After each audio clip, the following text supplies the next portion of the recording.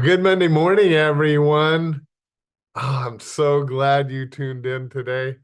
This is an exciting week for me. It's a brand new topic that we have not dug into on this show. Uh, I haven't taught that many times in my whole life on this topic, but it's an important one. It's on the names of God. And you say, names of God. How can there be more than one? Well, in the Hebrew, especially in the Hebrew, but in many languages, names represent characteristics of the person. Uh, and that is certainly true. And because God has so many facets to him, the Bible refers to him in numerous ways. Although the vast majority are compound words of basic root word for God. And we'll get more into that tomorrow and the rest of the week.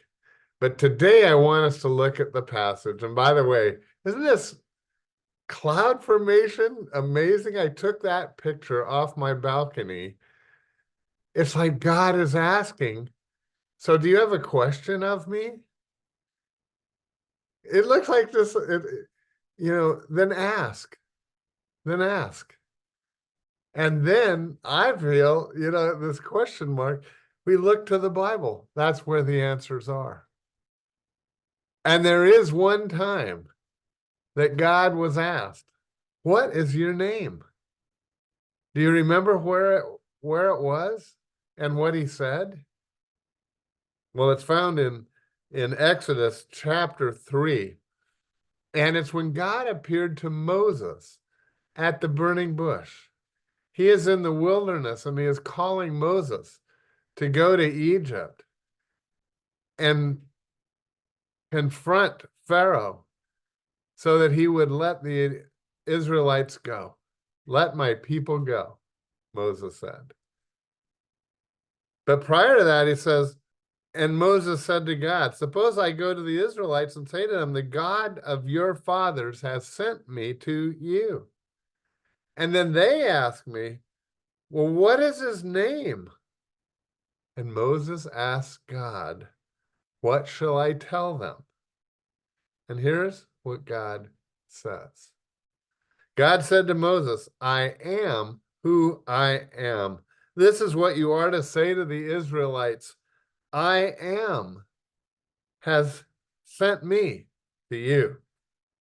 And God also said to Moses, say to the Israelites, the Lord, the God of your fathers, the God of Abraham, Isaac, and Jacob, has sent me to you. And this is my name forever, the name by which I am to be remembered from generation to generation.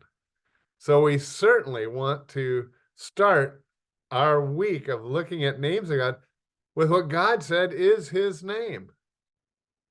And what did he say? He said in English, I am who I am. I am. Isn't that interesting? I'll talk about in just a moment what that means, but I feel that it needs a little more explanation because it's a little complicated here. So listen up. When we read the Bible, and it even says, God said to Moses, I am, we cannot hear his word. Isn't that correct? We are reading what Moses wrote down. Now, here's the problem with that. Well, I'll tell you what Moses wrote down, actually, first. And it was 4 letters. YHWH. YHWH. Every time that name is used, it's translated the Lord, Lord. It's not a transliteration. It's just how we have decided to make it known that these 4 letters are what they're translating from the Hebrews, and they're always in capital letters. There's another word for Lord that in the English Bible, they're written in lower letters, and we'll get to that later in the week. But when you see the word, and you'll see it, of course, you see it right here in Exodus, the Lord in capital letters are these letters. Now here it's translated, I am. I am. Now, the issue is this. In written Hebrew, in the original language there, when Moses wrote it, there were no vowels. There were no vowels. Now, in today's Hebrew Bibles, vowels have been added at the bottom under the letters. And that's just for ease of reading because we speak with vowels. A lot of this, was completely put to memory by the Hebrews, and they could recite, especially the Torah, the first 5 books of the Bible, by memory. And they were hearing vowels. We are not hearing vowels. We're reading. Now, in English, there's 2 words that are sometimes used, which are attempting to guess what the vowels would be.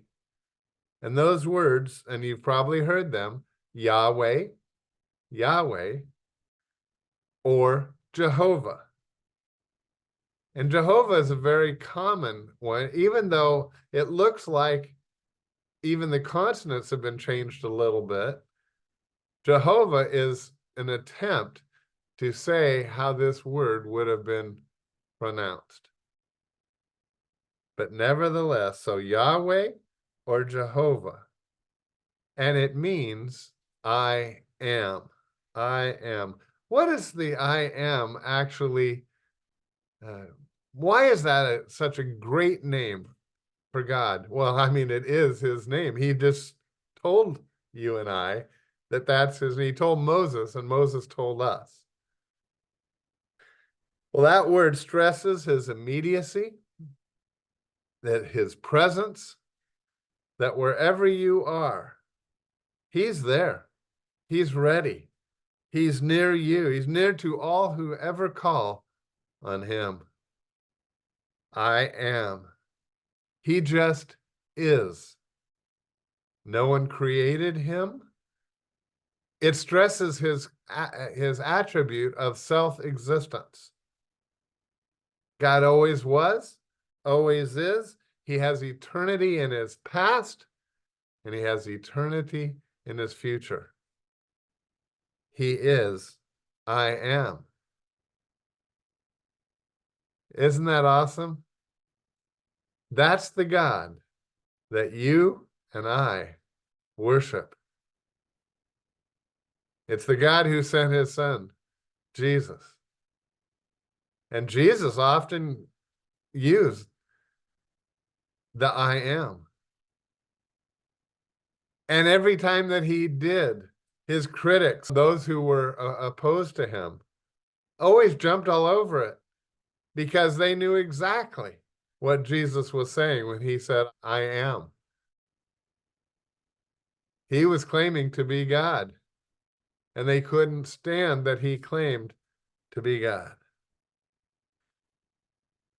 I am, and in English, Jehovah or Yahweh, and in the Bible, Lord in capital letters, is always referring back to this name for God. So we've answered your question. Hey, we're going to look at different names every day. It's going to be awesome. See you tomorrow. Oh, come to the Father through Jesus the Son and give